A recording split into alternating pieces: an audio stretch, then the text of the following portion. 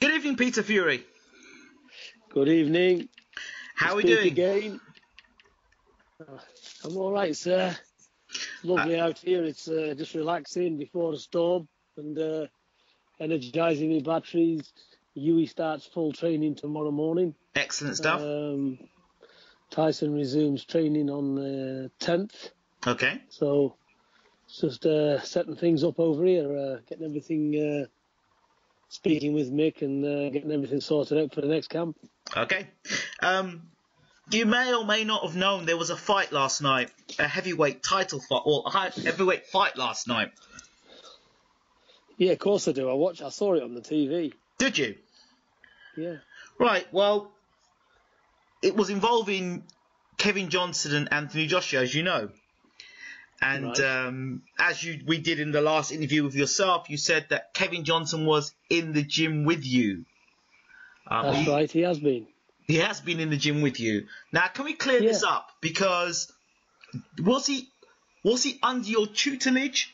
Were you training him during those 5 weeks? Or was he in your gym? Right. First and foremost, Kevin is a friend of ours. Right. Secondly, we use him for sparring when he comes over. And he's a very nice guy, Kevin. And, look, when he's come over, we've helped him. We've done all we can. But obviously, that's number one. Number two, you didn't see me in the corner. You didn't see me announcing I'm training Kevin Johnson. For the simple reason is Kevin Johnson has had his day. He's 35 years old. And the sting's gone out of him. He's not the same man he was. Told this to Kevin. We've had him inspiring. I give him good advice. But look, I told Kevin Johnson when he came into camp, for me, he should have came in 10 weeks. He came in 5 weeks. Told him to do in the training. He tried his best, Kevin, but it's not there anymore. So, that's the bottom line. I told him he needed to be around 16:10, 16:12. I think he was 17:10, 17:12. So Kevin tried his best, but obviously, it's time for Kevin to retire. I spoke to Kevin this morning and I said, look, don't worry about it. I said, can you make this your last fight? And he agreed. He said, yeah. I spoke to Coogan and he said, this is it. And so, look, Kevin, he's got a few quid now. I think he got paid well for the fight and he needs to call it a day.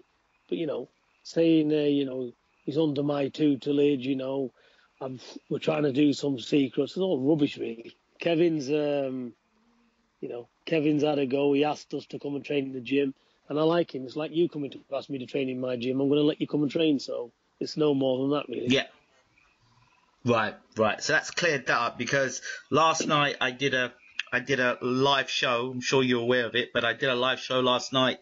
It started at 12 o'clock. It finished at almost 4 a.m. in the morning, because, as you know, boxing fans like to watch US boxing, and there was no US boxing, so I think about 15, 20 people got together and we just sit down and start talking boxing over the internet. Yeah. And one of the things that came up automatically is that, Joshua looked brilliant in that fight. He'd do the same thing to Tyson Fury. What's your response to that? I can tell you now, Tyson came in the gym at 21 stone. And I got him down to spar with Kevin. Yeah, and Kevin, he's a friend of ours. He'll tell you the same thing. He lasted about 30 seconds with Tyson. And he had to get out because I told Tyson to get out. And I said to Tyson to go home and not come back. There's no point. Kevin has had his day in boxing. This is a young man's sport. So it's all right looking at these pundits that don't know a thing about boxing. This is a young man's game. Can he hit a live opponent like that? Take shots full on? Kevin Johnson didn't even want to be there. You've only got to look at his mannerisms when the bell went. He's flat-footed, trying to get around, throw the odd jab.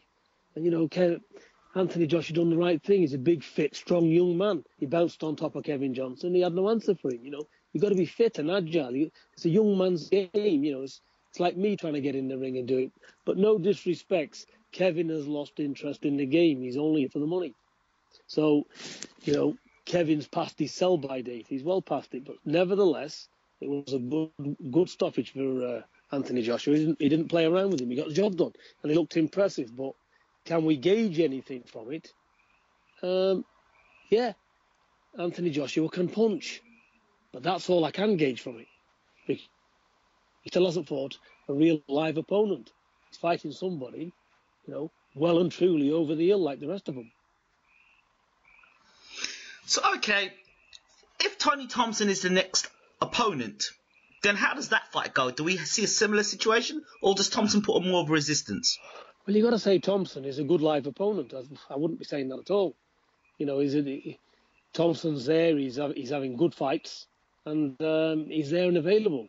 Look, Anthony Joshua may be the real deal. He's doing all the right things. He's getting there fast. But like I said, he's got to start fighting with ambition. How can we really look at this? Like I said, we've got a 20-year-old who's gone abroad and fought Rudenko. 31 years of age, with a will to win, and a man who can take a shot. Put him in with people like these. Let him get tested. It's all right getting names. We can all get names. Look, I was offered Michael Grant for you the other day. I said I wouldn't give €4,000 for him. Can you see? Let's get real now. I can pick a pensioner. Okay. I can pick a pensioner for my son, and he can just run around circles with him. What is that? Beating a name when he's 10 years past his sell-by date. It's no good, is it? He ain't learning anything. Well, all right, hold on a second. Let's go, champ. Shannon Briggs. He's a threat for 3 rounds. Would you not say that? Shannon Briggs, yeah, I suppose. I've not seen him fight, to be honest. Last time I seen a Shannon Briggs fight was in the, I think it's 90s, is it? 2000 or something? I haven't seen him fight since. So I don't know what to make of Shannon Briggs. I've not seen him. Yeah, a couple of club fighters he's fought, but that's about it. I think he fought somebody's cornerman the other day. Oh, okay. Yeah, so that's the sort of level that Shannon's at the moment. But for the first couple of rounds, he's a big puncher. Yeah, no doubt he is. But good luck to Shannon Briggs. He's after another payday with a good name. Maybe Wilder will take it.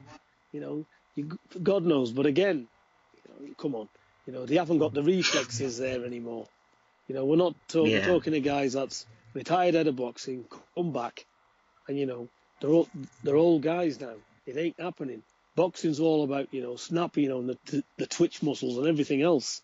When the youth's not there, it's not going to happen. Especially against somebody who's strong and fit, as because he's dedicated.